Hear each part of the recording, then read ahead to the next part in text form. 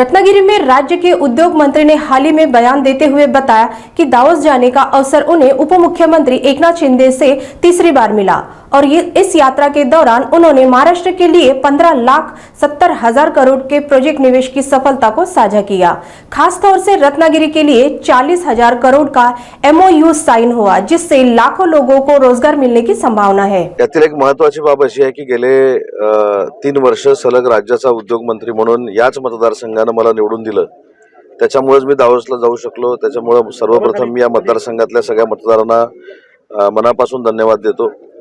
राज्याचे माजी मुख्यमंत्री आणि विद्यमान उपमुख्यमंत्री आदरणीय एकनाथ शिंदे साहेबांनी तिसऱ्यांदा मला दावोसला जायची संधी दिली आणि त्यांनी जी प्रथा रेकॉर्ड ब्रेक MOU करायची गेली 2 वर्ष पाडलेली होती, तीच प्रथा आम्ही पुढे कंटिन्यू केली।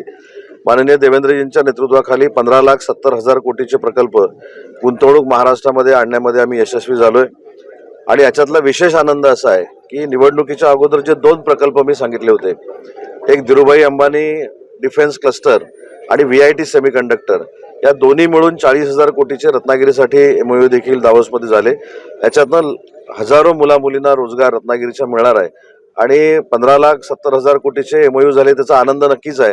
परंतु रत्नागिरीकरांना दिलेला शब्द पूर्ण देखील करू शकलो, याचं देखील समाधान आहे। सर,